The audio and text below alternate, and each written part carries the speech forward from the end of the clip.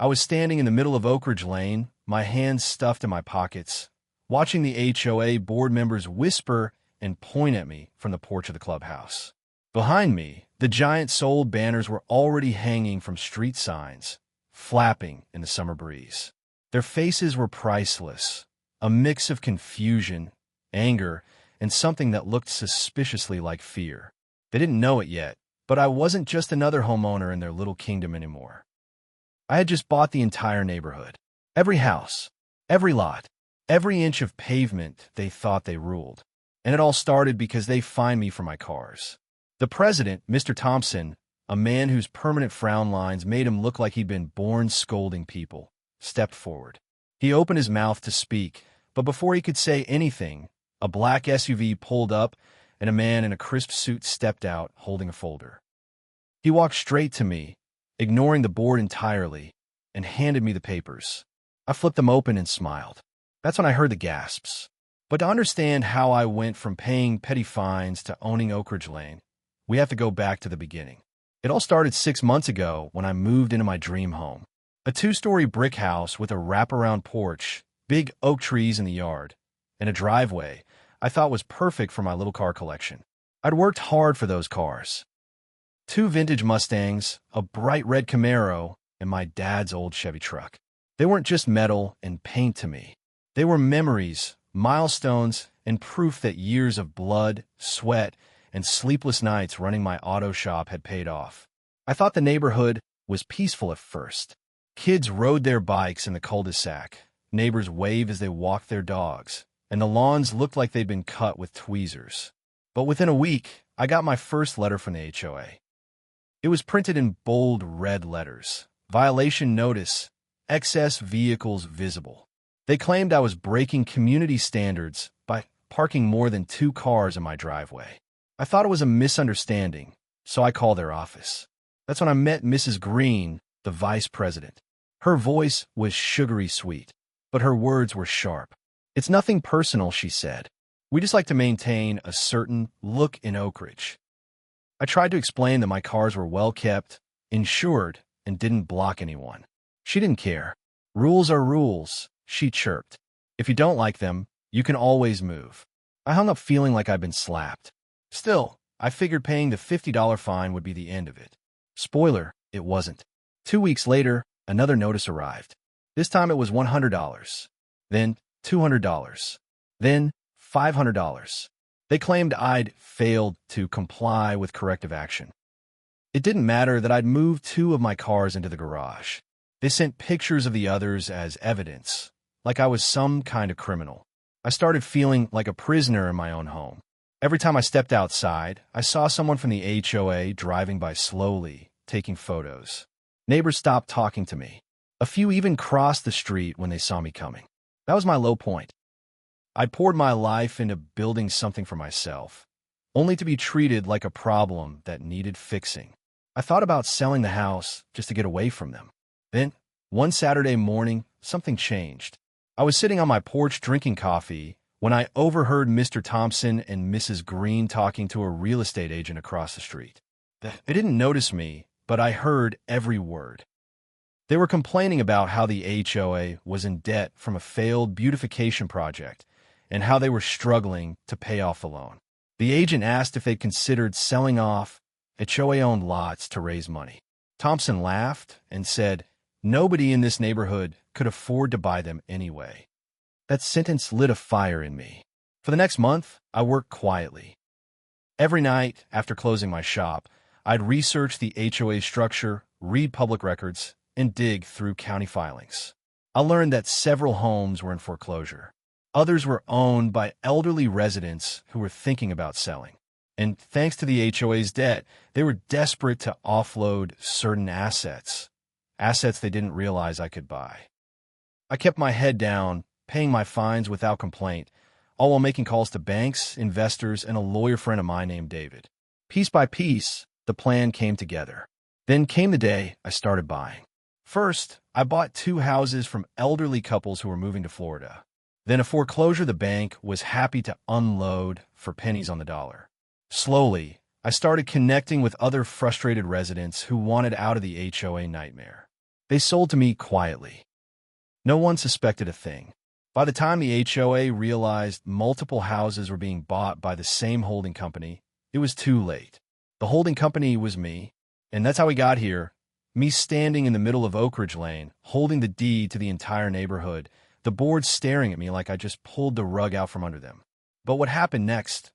Well, let's just say it turned Oak Ridge upside down forever. The moment the board realized something was going on, you could almost hear the crack in their confidence. Mr. Thompson's face went pale, his usual scowl deepening into something that looked like panic. Mrs. Green's mouth opened and closed like a fish gasping for air. But instead of speaking, they just stood there frozen as the man in the suit, my lawyer, David, started explaining the situation in calm, measured words they clearly didn't understand. They didn't know I'd spent months setting this up. They didn't know that while they were busy writing me up for violations, I was collecting signatures, signing deals, and quietly pulling every string I could find. The air felt thick, like the whole street was holding its breath. Now, David said, flipping through the folder, as the primary property owner within the HOA's jurisdiction, my client has certain privileges. That's when I saw it. That tiny flicker of realization in Mrs. Green's eyes. She didn't know the full picture yet, but she knew enough to feel the ground shifting under her feet. But before I tell you what David said next, I need to back up a bit. Because this moment, as sweet as it was, didn't happen without a fight. The first real crack in the HOA's armor happened 3 months earlier. I just finished a long day at the shop when I got home and found a tow truck in my driveway. They were hooking up my Camaro, the one I'd rebuilt with my own 2 hands. I ran over, furious, demanding to know what they were doing. The driver shrugged and handed me an order signed by the HOA board. Non-compliance, it said. I was shaking with rage, not just because of the car, but because I realized they'd crossed a line. They weren't just fining me anymore. They were trying to take something irreplaceable from me. I called David that night. He listened quietly, then said something I'll never forget. If you want to win against people like this, you can't just play defense. You have to own the field. That was the night I stopped reacting to them and started building my plan. The first step was gathering allies. I started knocking on doors, talking to my neighbors. I didn't go in angry. Instead, I listened. Turns out, I wasn't the only one being harassed. The Johnsons down the street had been fined for their garden being too wild. The Parkers got hit with fees for leaving holiday decorations up too long. Even sweet old Mrs. Whitaker had been warned about her non-uniform mailbox.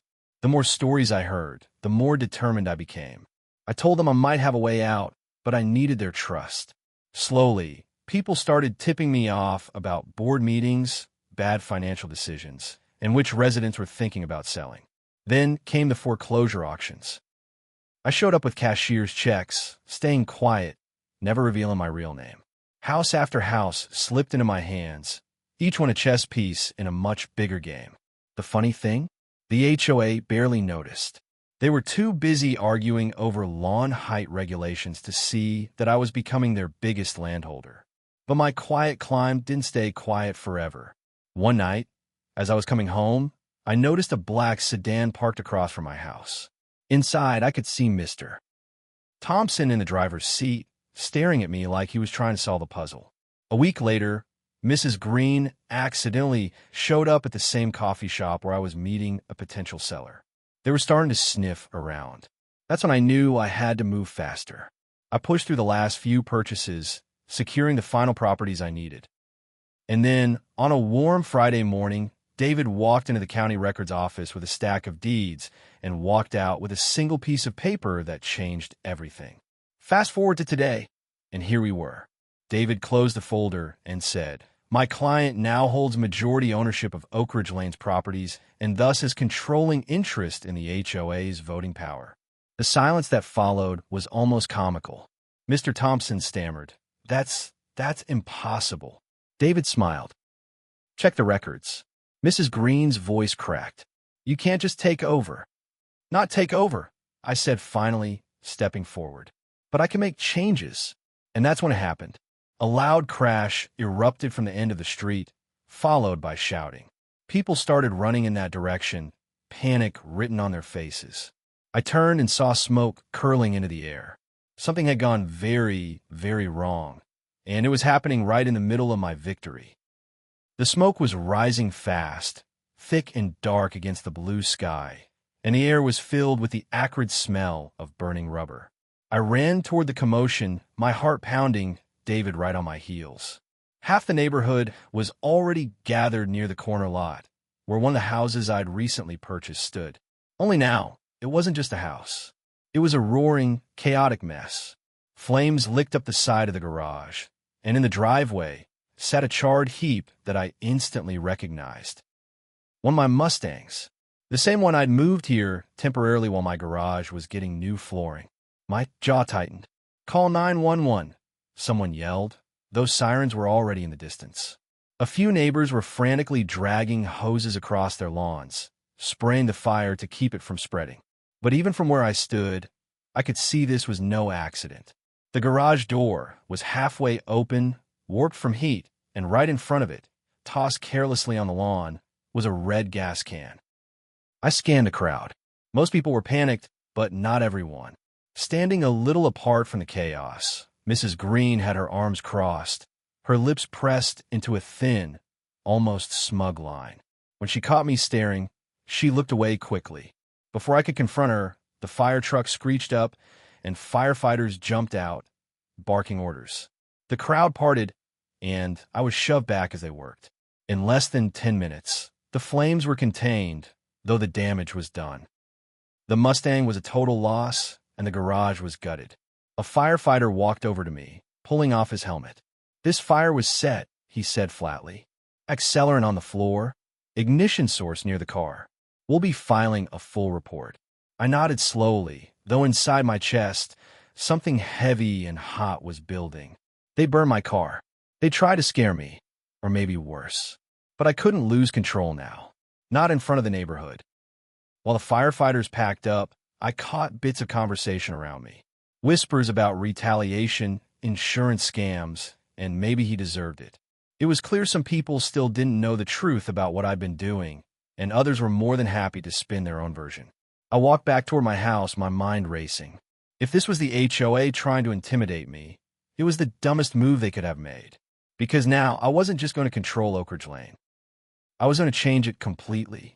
The next morning, the board called an emergency meeting in the clubhouse. David insisted I attend, if only to make it clear that I wasn't hiding. When I walked in, every seat was filled. Homeowners sat shoulder to shoulder, murmuring, while the board sat at the front like a panel of judges. Mr. Thompson cleared his throat. "We've had an incident," he said gravely, glancing at me, "and we need to discuss community safety moving forward." I could feel their eyes on me, some sympathetic, some hostile. Mrs. Green leaned forward.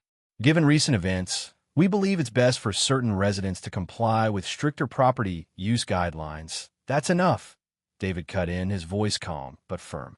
"You don't get to use a criminal act as an excuse to tighten rules that were already questionable."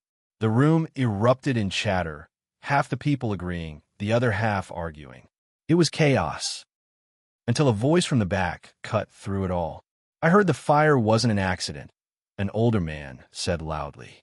"And I heard someone here knows exactly who did it." The room went silent again. All heads turned toward Mrs. Green. She smiled faintly and said, "Careful with your accusations." I thought the tension couldn't get any thicker, but then the clubhouse door slammed open. Two uniformed police officers stepped inside, scanning the crowd, and they were looking directly at me. The officers walked in with that quiet, deliberate confidence that makes a room go still. Conversations died mid-sentence. Even the air seemed to get heavier. One of them, a tall man with sharp eyes, stepped forward. "Are you Alex Carter?" he asked, his tone leaving no room for misunderstanding. I nodded slowly, a pulse thudding in my ears. "Yeah, that's me, sir. We need to ask you a few questions about the fire yesterday," he said.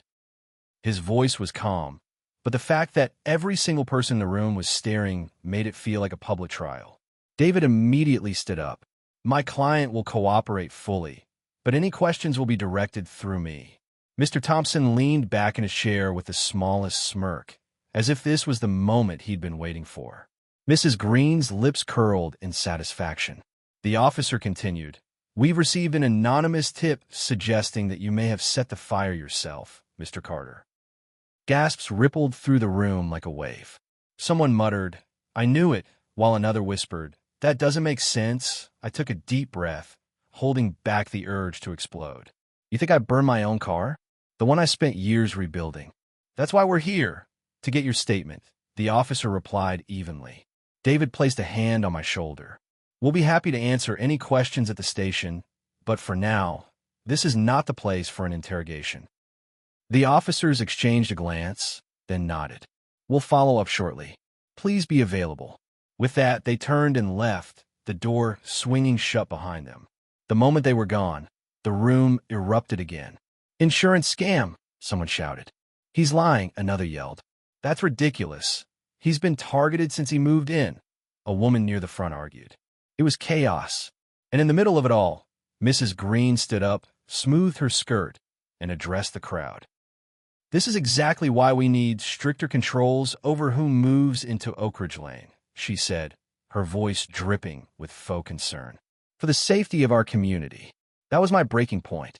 "You've been after me since day one," I said, my voice low but cutting through the noise. "You find me for cars that aren't hurting anyone. You try to humiliate me. And now you're standing there pretending to care about safety when you know exactly what happened yesterday." Her eyes narrowed. "Careful, Mr. Carter. Accusations like that can get you into more trouble." "Oh, I'm just getting started," I shot back. The room quieted again, tension thick enough to choke on. I wanted to lay it all out right then. Every shady thing I'd uncovered, every mistake they'd made, but David gave me a subtle shake of his head. "Not yet." So I sat back down, forcing a calm smile, and let them think they'd won this round. The meeting eventually broke up, but not before Mr. Thompson announced there would be a special vote on new enforcement rules next week. The timing wasn't a coincidence.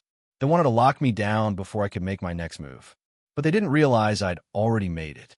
That night, I was in my kitchen going over some paperwork when my phone buzzed. It was one of the residents I'd quietly bought from weeks ago, a man named Paul who'd stayed in touch. His voice was urgent. "You need to see this," he said. "I think I know who set that fire, and I've got proof." I barely had time to respond before he hung up. 10 minutes later, I was pulling up to his small apartment on the edge of town. He met me at the door, looking nervous, and handed me a flash drive. "Watch it," he said, glancing over his shoulder. "Then you'll understand why you have to move fast." I slid the drive into my pocket, not yet realizing that what was on it would flip the entire war with the HOA on its head. I didn't even wait to get home. I drove to a quiet, dimly lit parking lot behind an all-night diner, pulled my laptop from the back seat, and plugged in the flash drive. My hands were shaking, not from fear, but from the tension that had been building since the fire. The screen flickered, and a single video file appeared. I double-clicked it. The footage was grainy but clear enough to make my stomach twist. It was from a security camera across the street from the house where my Mustang had burned. The timestamp matched the night of the fire. A figure walked into frame. Black hoodie, gloves, moving with purpose. They carried a red gas can. Even though the hood was up, the camera caught their face when they turned toward the streetlight. My jaw clenched so hard it hurt. It was Mrs. Green. She moved quickly, splashing the liquid in a circle inside the garage, bending down to do something near the car. Then a faint spark, a sudden whoosh of flame, and she bolted out of frame. The video ended there. I sat in the driver's seat for a long moment, just staring at the frozen last frame, her face lit by the glow of the fire she'd started. Paul's voice echoed in my head from earlier. "You have to move fast." He was right. If the police had already been fed an anonymous tip about me, it meant she was trying to get ahead of the story. This wasn't just a petty HOA war anymore. This was criminal.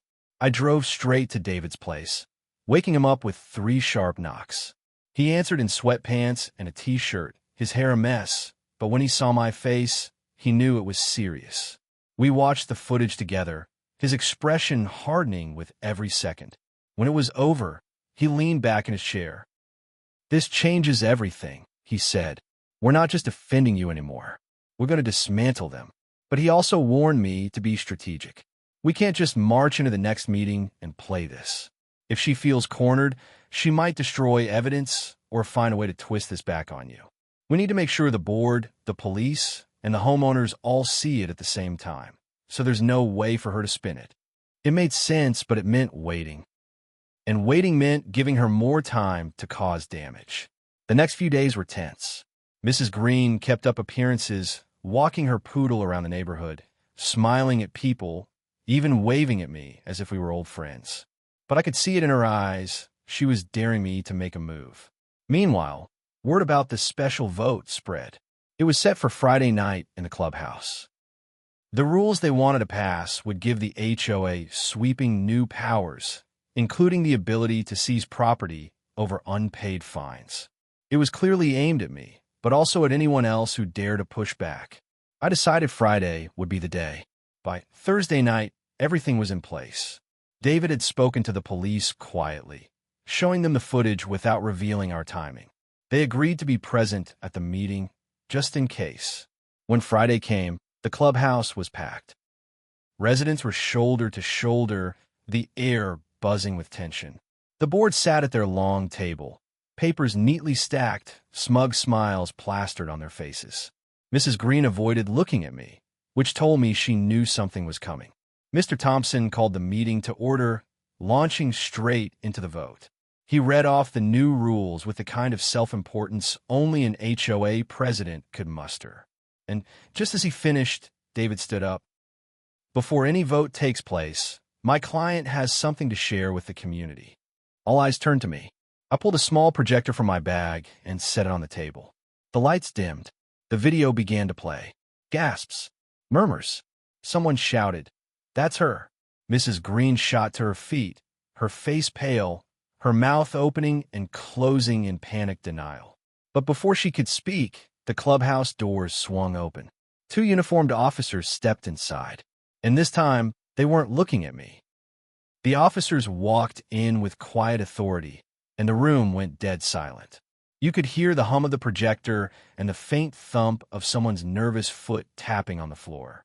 "Mrs. Karen Green," the taller officer said, his voice carrying like a hammer strike, "you're under arrest for arson, destruction of property, and filing a false police report."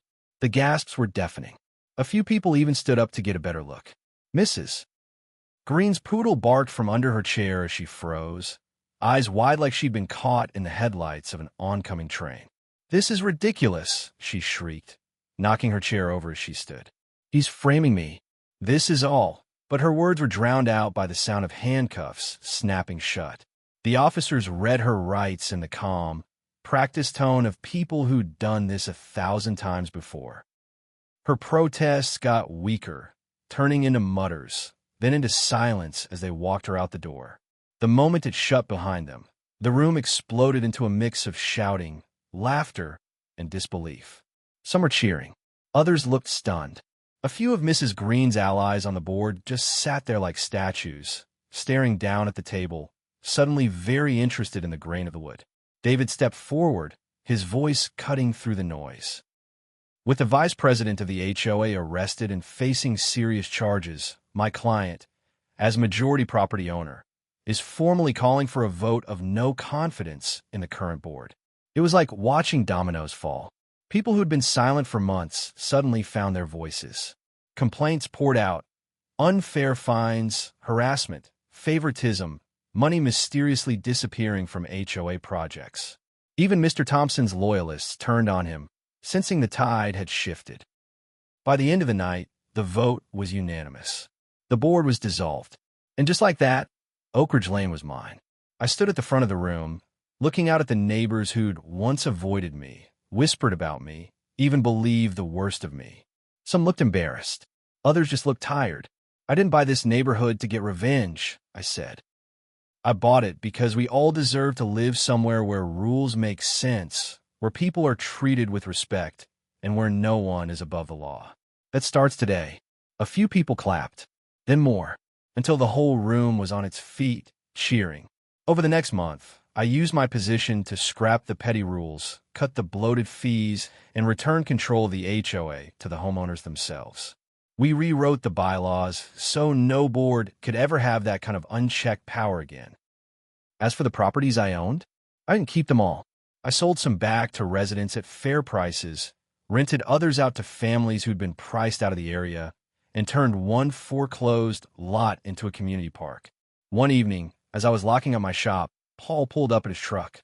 "You know," he said, "you could have just sold your place and left. But you stayed. You fought. And you won." I smiled, thinking back to that first phone call with Mrs. Green, the first time I thought about walking away. "Sometimes," I said, "you don't run from a fight. Sometimes you own it." He laughed, shook his head, and drove off. And as I stood there, the sun setting behind the neat rows of houses on Oak Ridge Lane, I realized something. They tried to bury me under fines, lies, and intimidation. Instead, I turned it into the foundation for everything we'd built. And I wouldn't trade that for anything.